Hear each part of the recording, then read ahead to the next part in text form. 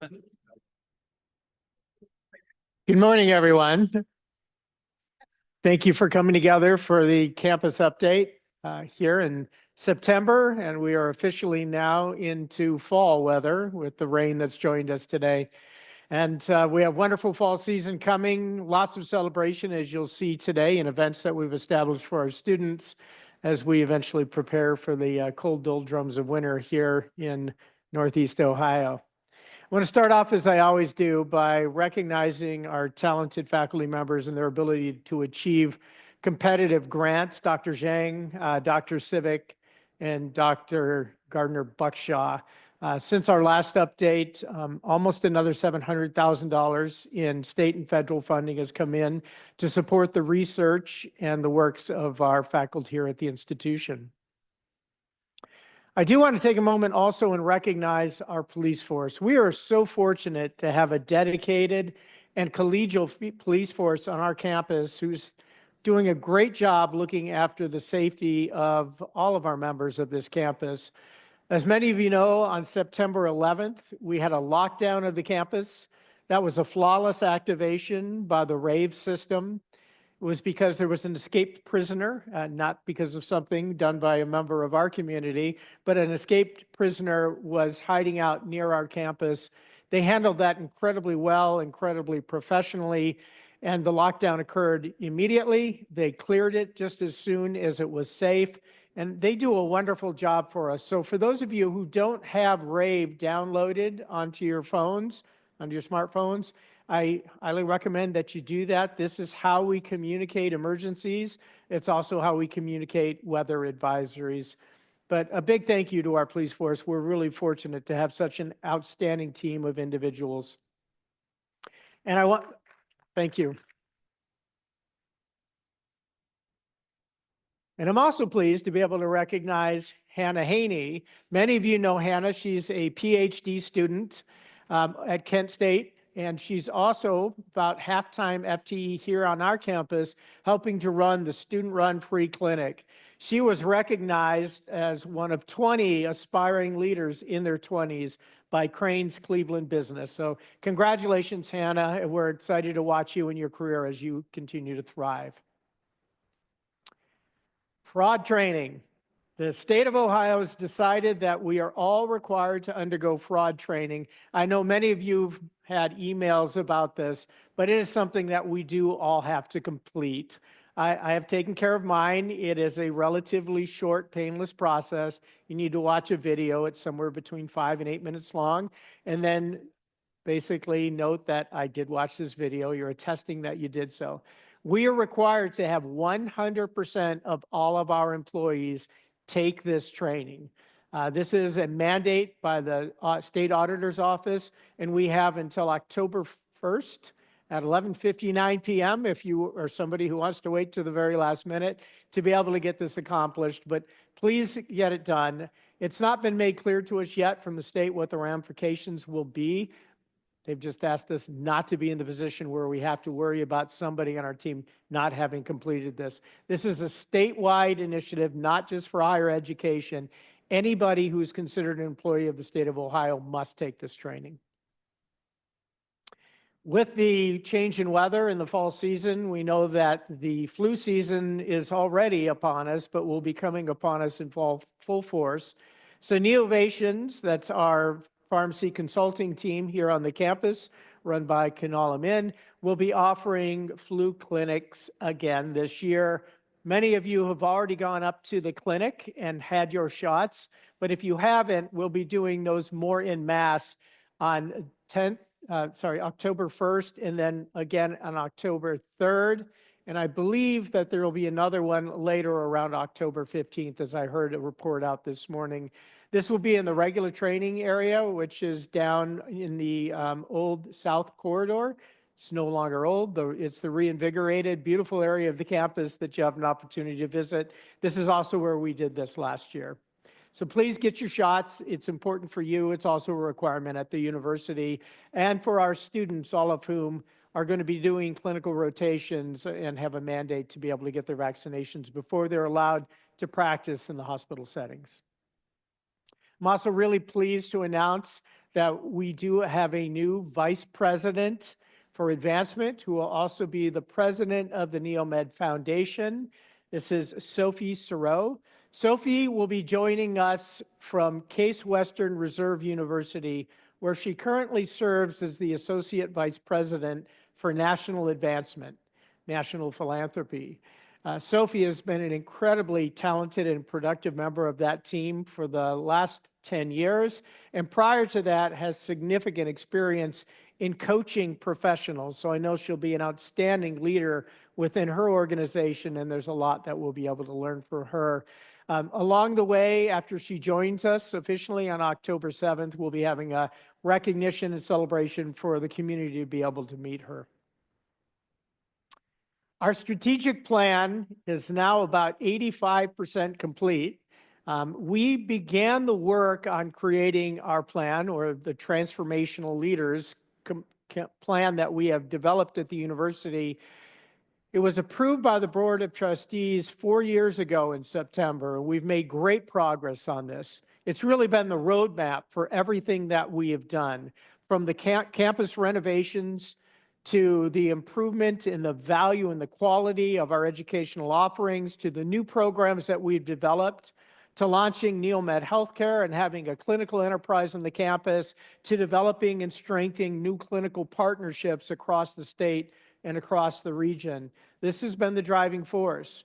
This plan that many of you, if you were here with us at the time, helped us to develop. We had thousands of data points of input from faculty, staff, students, alumni, Board of Trustees, Foundation board members that helped to create this plan, and a really compelling vision and mission. Our mission is not going to change. Our mission is, if you don't know it, Northeast Ohio Medical University leverages diversity, innovation, and collaboration to create transformational leaders through education, discovery, and service. So the what we do, there's the what, there's the how, and there's the why. What we do is deliver education, discovery, and service. How we do it differently than others is by leveraging our diversity, by collaborating, by innovating and doing things differently. And the why we do it is to create those transformational leaders, to improve healthcare. This has really been a foundation for our development, our growth, and it's how we allocate funds, dollars that the university has available to invest in you and to invest in our infrastructure. Well, we are approaching that end point. A year from now, the 5-year strategic plan will be complete. Well, it's actually never complete. It's really iterations that continue to go on. And we've been really successful with the plan. We're very content with our mission and our vision. We think our core values are really reflective of who we are, and that's the input that we've received from you over the course of the last month or two. But we also know that some components of our plan maybe need to change a little bit. Either they've become outdated because of changes, they may be a little clunky, and we're never quite delivered on the way we had hoped. So we are going through a refresh that will be led by Lacey Madison and her team in the Office of Strategy and Transformation. So many of you have already participated. You're going to see this around the campus. You're going to get emails. We're looking for more of your input on how we shape the next 5 years, knowing it never stops, but how do we change and modify what we're doing to really fit for the next 5 years? What is it we need to be doing differently? How do we tweak the plan that we have? How do we start to tailor back on things that maybe seemed like a good idea 5 years ago, and now we know that we're going to have to make a modification to those? So that will be open and available until about November. And then we're working with Tomorrow's People. They helped us with, well, that's the intent, is we'll be working with Tomorrow's People. Their lead is already having conversations with us. They led the voice of the customer analysis last time. So all the emails and the texts and the working groups that were conducted were a third party. And we did that so that you could feel more free about sharing the information that you have, the questions that you have, the thoughts that you have. It's often easier to do it when it's somebody other than the people that you work for within the organization, because many times you're more comfortable sharing those ideas and those thoughts. So they're going to look at those, they're going to compile them again for us, and then feed them back to us so that we know where the action items are. So please be involved, be active, be engaged. This is your university. We want you to be part of what our future looks like, just as most of you, if not all of you, were heavily involved in the development of the first iteration of this plan. Vitals, which also sprung out of our strategic plan.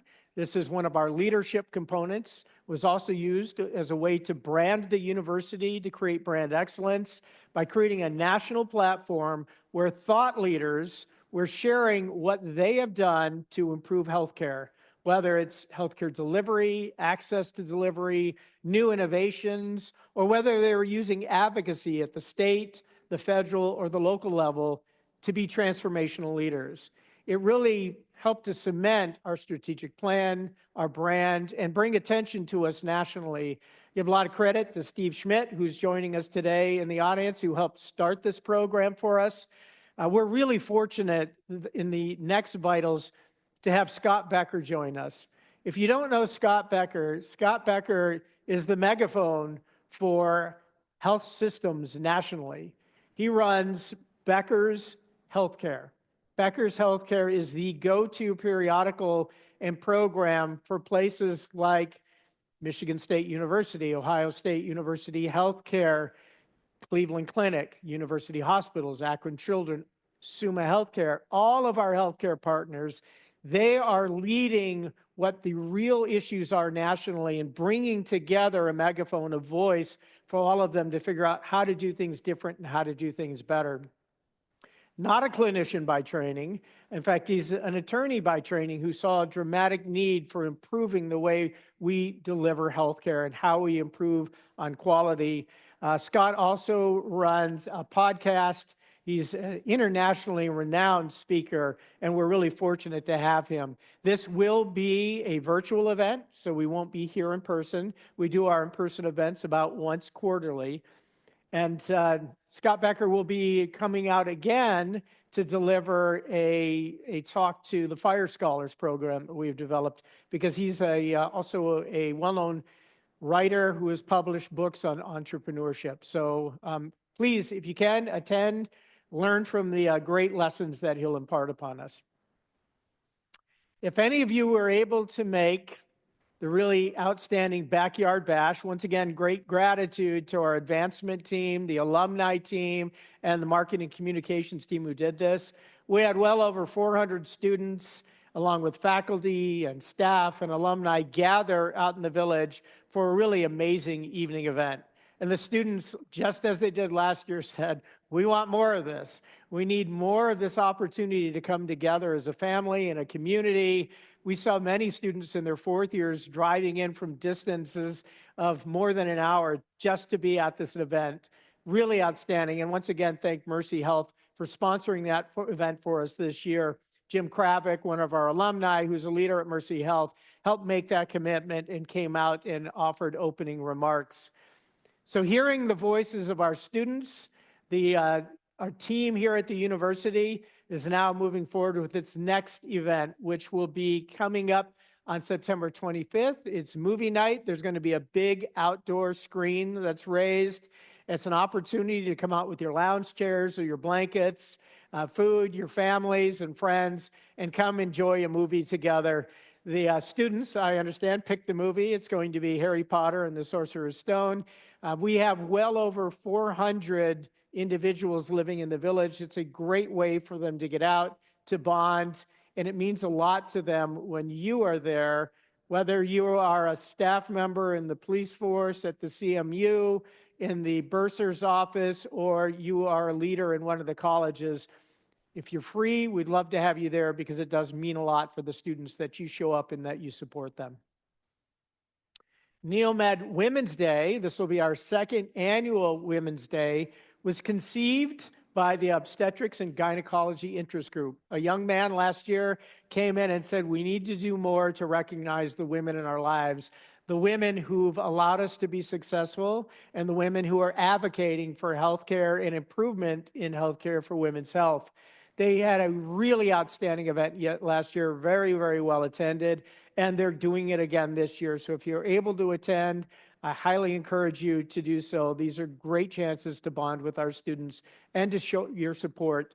And as a husband and a father, and of course as a son, I can't think of a better reason to celebrate than the women who are in our lives. Multicultural Festival. Again, there's a lot of events taking place this time of year in fall. The Multicultural Festival is an opportunity for us to come learn about each other. We have students from multiple cultures and ethnicities across this campus. If you haven't had a chance to go over to the Watanabe Atrium and see the flags that represent the students who are on this campus, do so, and you'll start to understand why during the festival you're going to see the wonderful foods and customs and traditions that are shared as an opportunity to learn about each other and to be more inclusive and cohesive on this campus. That'll be on October 9th. And then we have a groundbreaking. This is not the big ribbon cutting ceremony. This is the groundbreaking of the Batante College of Dentistry. As all of you know, we've been at this for about 3 years. We received accreditation. We have well over 1,300 applicants now for the 50 spots that'll open up. And we have construction going on in the South Corridor and beyond over in the old Wasson Center, the Intermediate Hall, as we're converting this into 32 bay dental operatories where we'll be delivering care here on the campus, as well as a 50+ bay simulation facility giving real life type high fidelity simulation for the dental students who will be training to do procedures on this campus. That event will take place immediately after our Board of Trustees meeting, where we'll be recognizing our outgoing board member, Dr. Doug Beach, who is currently our chair. And then we'll be recognizing the groundbreaking ceremony with our donors, as well as our foundation board members and any of you who are available and interested in attending. You may have seen other work going on in the South Corridor. We were really fortunate to receive a grant from the Timken Foundation to support the Innovation and Design Center. If you haven't gone back there, I encourage you to do so. It's beautiful space. It's really inviting, innovative space that connects directly into the Innovation and Design Center itself, where you will find multiple high-end 3D printers that can print in biocompatible materials and will lead you back into an advanced machine shop with CNC mills and CNC lathes and CO2 laser cutters and a number of other pieces of equipment that allow our students, our faculty, or people from the local communities who are interested in med tech, med device innovation, to come in and get access to really high quality resources to create new devices and new technologies to improve healthcare, both regionally and nationally for the companies that would successfully take their technologies to market in our students who are learning to do so. Fall celebration of health professions education will take place on October 21st. Dr. Sheridan, Bob Larson, and Dr. Bonfine will be leading that effort.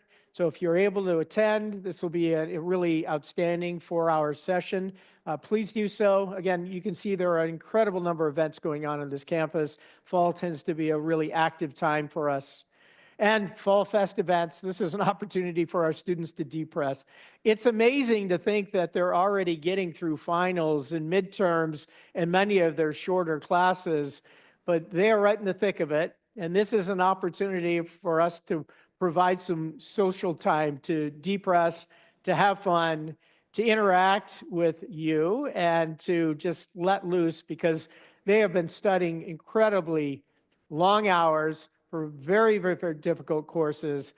We're a public graduate level health and sciences education. These courses are not easy. Going to College of Pharmacy, medicine, eventually dentistry, PhD, master's programs.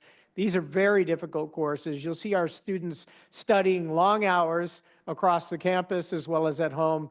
And these are just really wonderful activities put on by our student services organization to be able to help them de-press and enjoy other aspects of life rather than just sitting in and reading books and watching videos in preparation for their studies.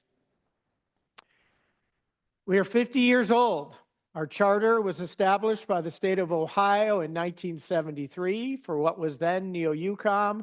We have exploded into a full-scale university with 4 colleges, potentially adding another 5th and maybe a 6th on in the next couple of years.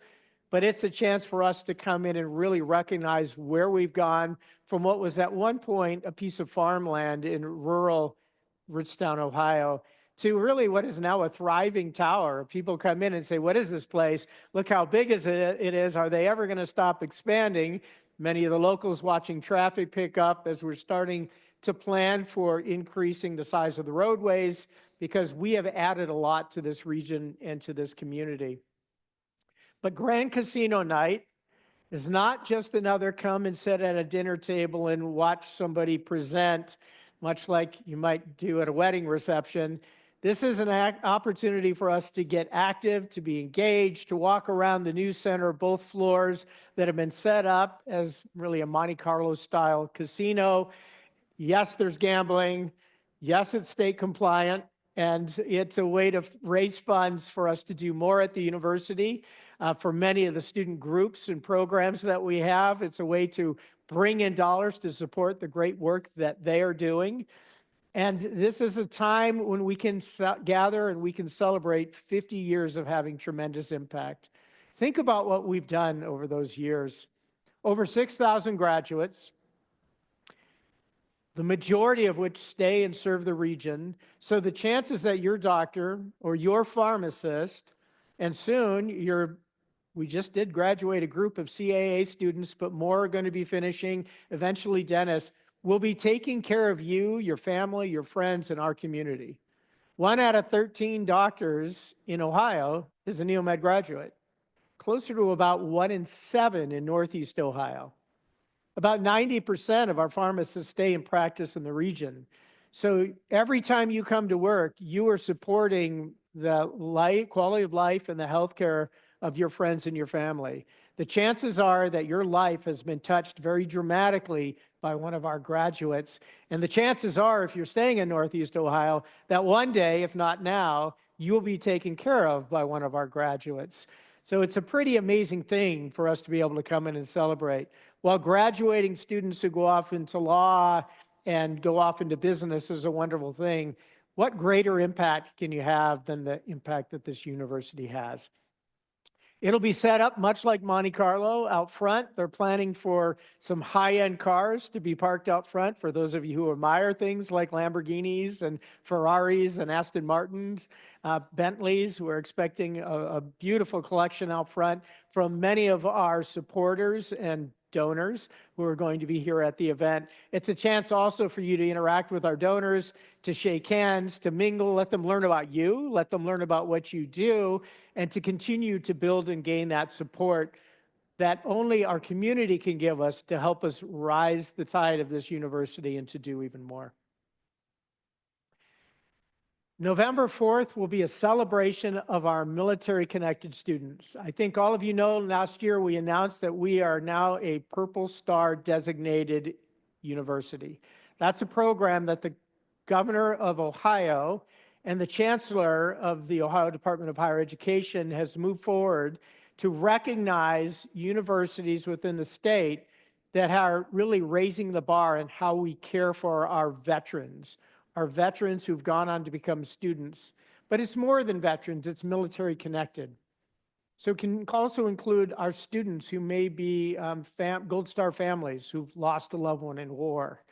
Or it may be a son or a daughter of an active duty service person whose child is coming here for education. and they have unique needs because of the deployments and the experiences that they've had.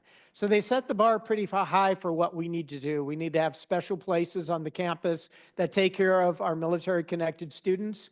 We also have to reach out and ensure that we're giving them as many opportunities and access to special incentives and to scholarships, and to ensure that they have a streamlined process getting into this university. So as many of you are aware, we've moved our student lounge and expanded it down to the South Corridor. Furniture should be coming in within the next 3 weeks, but the room is done. It now has an adjacent kitchen attached to it. And the older lounge is being converted into our Purple Star Veterans Lounge, name yet to be determined. But Dr. Faison, our provost, is leading the event, which will invite dignitaries from around the region as we open up our new Veterans Lounge on this campus. And with it, make the announcement formally that we've created partnerships with America's Service Academies, and we'll have guaranteed opportunities for high achieving, which pretty much all of them are, cadets, and I guess the term cadet doesn't apply to all, but the students who are at our nation's service academies, West Point, Annapolis, and the Air Force Academy, of course. So November 4th, if you're able to join us, this will be a wonderful event. It'll be right down in the News Center outside of the old and student lounge, which will now be our Veterans Lounge. And finally, as you leave the auditorium today, I'd ask if you have the time to browse the posters that are out front. Our Masters in Leadership and Health System Science students go through the process of better understanding how to deliver healthcare, especially to populations, using those vitals tools: value, innovation, technology, advocacy, leadership, and service. And in doing so, they work with our clinical partners. They partner up with the leadership team from the business level. They learn Six Sigma, Lean Six Sigma, and they actually do a project, a capstone project with clinical partners on how to improve operations within the hospital facilities that they're at. Those are out front. It's a chance for you to see some of the great work that our master's students are doing. And with that, I'm going to stop and open it up to questions. I'll take questions both online and in person, but I'll start here in the auditorium. No questions? That's great. Anything online? 2? Any chance a reduced ticket price for NEOMED faculty and staff can be created for casino night? Where's our lead? Any comments on that? Do you know when?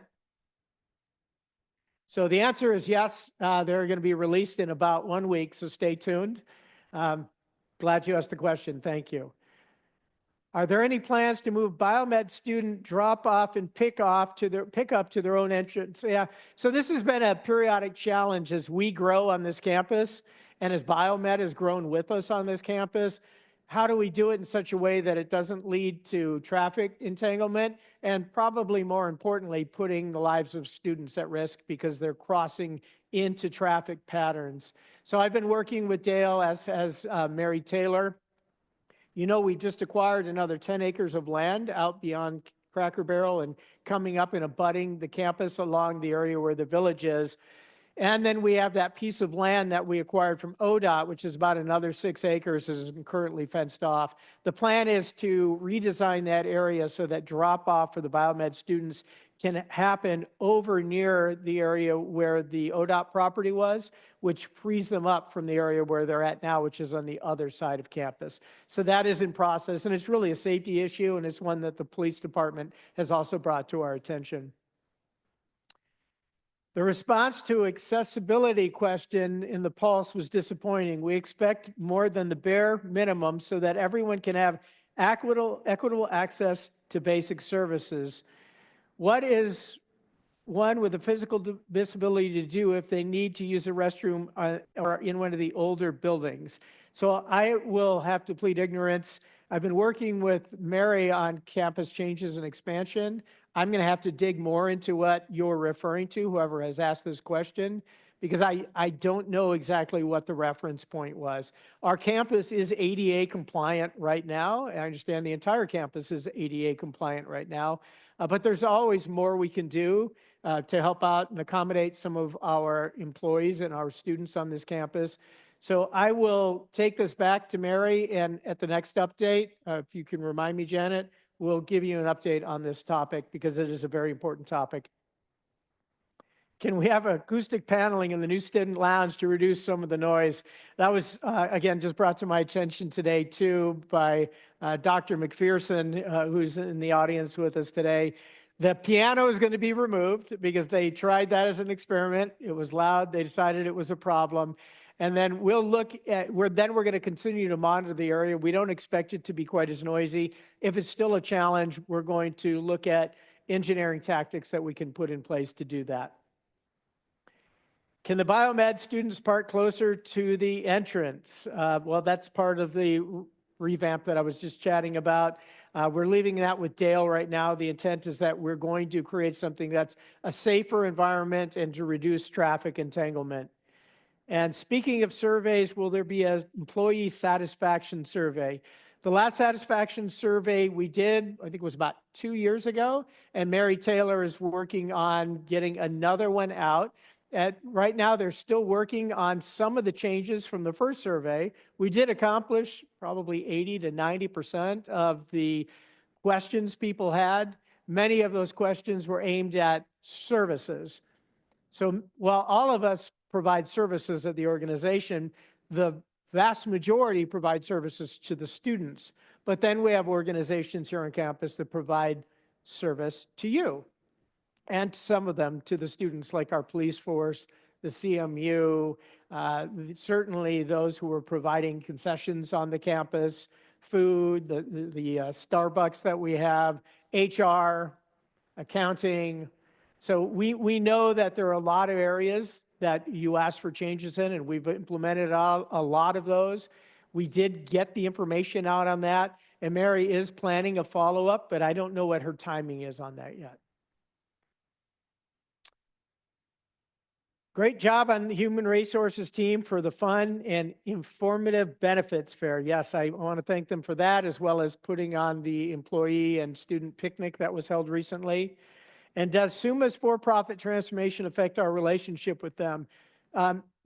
Probably not, but I've been reassured by Mark Harrison, who is the president and CEO of HACO, the acquiring body, and Cliff Devaney, who is the president and CEO of SUMA, that if there is an impact, it should be a positive impact because they will have more resources, they'll have less or no debt, and they're looking at that as a way potentially to expand opportunities for rotations and interactions that we have. I very much expect that there will be a shift in their research focus from one that was maybe more opportunistic around whether they wanted to do basic science or clinical research to one that's more driven by HACO's mission, which is really more around big data analytics, artificial intelligence, new technology development that leverages large data sets, something right up Dr. Turk's alley and what he's building out at C-Trees. So I would expect there will be a research-focused shift for them, but it hasn't been shared. We do have a meeting with the SUMA leadership team next week. And in that meeting, we're expecting an update on what's taking place. It's a complicated process to be acquired by a for-profit as a nonprofit entity. You certainly have community input, but the governor's office, the attorney general's office, they all weigh in and decide whether it's approved and what that can actually look like from a structural standpoint. The only thing we've learned is that they're in kind of quiet period now. Due diligence is finished, that both sides say that they're going to move forward, but they do need approvals to be able to do that. And that looks like the last of my online questions. Okay. So Mary Taylor is out today. I expected a finalization of the health insurance options for employees to be done this week. She'll be back on campus on Wednesday. I very much expect it'll be completed then. So we went through and reviewed all the health insurance opportunities that were given to us through our consultant. Keeping what we have now was initially going to be a 62% increase, which is pretty substantial. It's now more like a 32, 33% increase, which is still very substantial. So we're looking at now offering three potential opportunities to our employees. One is the kind of the high-end PPO plan equivalent to what we have right now. And then two high deductible plans. And to give you a choice as to which one you want to go into. We also, as we were doing this, looked at what all of our market leaders or equivalents would be doing. And so we looked at what are they doing at Akron, Youngstown, Kent, CSU. Those are some people call them our sister universities in the region. And what we found is they're all over the map. Nobody has the exact same product. So all the products are a little bit different. Some of them have PPOs that are 80-20, 75-15s, to 65-35s, different ways of doing a PPO, and they charge a lot for those PPO plans. And then they have their high deductible plans, which are less expensive. We also looked at how they tiered or didn't tier their programs. If you know what I mean by tiering a program, you divide your employee base up on income. Basically, you create silos and say, if you make $0 to $30,000, $30 to $50,000, $50 to $75,000, and on up, some places that tier will use this process where those who make less do not have to contribute as much as those who make more. So those who make more pay more for their healthcare insurance. Two of the universities don't do that from everything we can find and by speaking to their HR folks. That's Youngstown State and CSU. They just broadly say, here's the cost of insurance. And when you look at it, first glance, if you're somebody who's a higher wage earner, you may say, hey, this is less than we pay here. But if you're a wage earner who's in the 0 to 30 or 30 to 50 or 50 to 75 range, you're paying a lot less at NEOMED. So you're getting a slight subsidy from those who are higher wage earners. And it's what we do, it's what Kent State does, and it's what Akron does. So then we started looking at what the numbers were. And Akron, one of our closest local leaders, they take their lowest group and they charge them 15% of the PPO plan. And then the next step up is 17%. The next up is a 19%. NEOMED doesn't do 15% for the lowest end. We do 11% currently. And then it goes to 13%, and then it goes to 17%. So if you look at how much we're charging currently, it's less than most of our competitor partners are.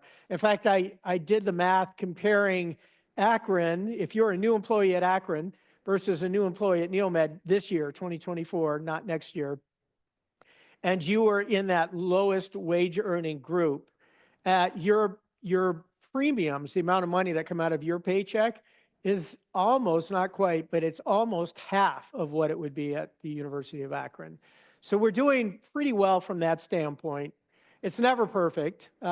Clearly, in a perfect world, nobody would pay for their health care insurance, and the university wouldn't have to pay for it either. We'd all just have that benefit. But in fact, it's going up. It's going up for us. It's going up for all of them. So that's the reason we're going to give you the three options to be able to choose from. So you can decide whether you want it to go up a significant amount more because you're a high utilizer, or whether you want to pick a high deductible plan. That's for people probably who say, I don't use healthcare very much and I don't want to have to pay a higher premium. And then another high deductible plan, so that you have the choice to be able to choose the one that's right for you, that's best for you. Ultimately, we know that we're going to be able to avoid that 30 to 60% increase. We have a group that came in so that if you want the PPO plan, it'll go up, but it's not going to go up by 30 to 60%. If you pick one of the high deductible plans, chances are you're going to pretty much be flat. And the other high deductible plan that you don't pay as much on your deductibles will have just a slight bump. It'll be in between the other two, so that you can choose. We're still doing the tiers, though. If you're a high wage earner, you may not like that. If you're in the middle to lower wage earners, because of the position that you have, it's a good thing for you because it means that you're still continuing to receive better premium rates than you would if you were in a higher salary classification. So a little bit complicated. There's been a lot of information we've explored. Every other institution does offer the high deductible plan. Some offer PPO plans like we have, which is that premier plan. And there is one university that we found up in Cleveland that is offering a really, really low cost plan, but we don't think it's beneficial for you. It's the Metro Health Plan. And you pay a low premium and everything is covered, except you have to go to Metro Health. You can't go anywhere else in the country, in the state. And if you do, it's 100% out of your pocket. So if you live in Akron, you certainly aren't going to want to drive up to Metro Health. And if you have a child who's at the University of Cincinnati or Ohio State, they're going to be in a position where they have to come all the way north to Cleveland to get their health care. So that really, for us, didn't seem like a very good option to try and pursue. So a lot of information.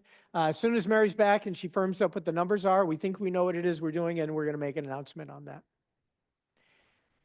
Okay, are we good now?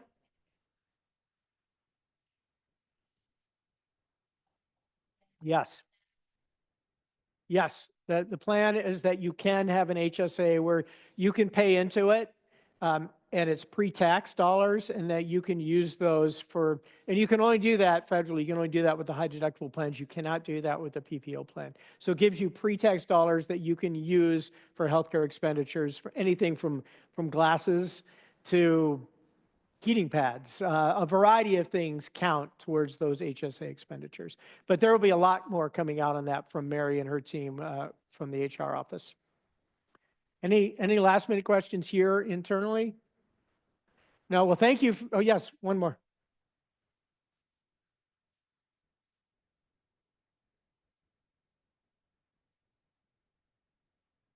Some what?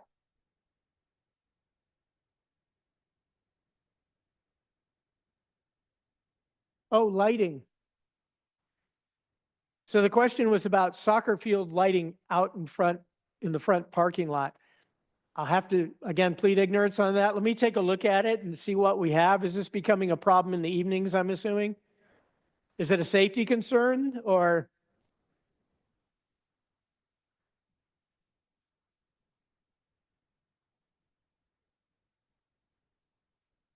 I will mention it to Mary and to Dale and have them take a look.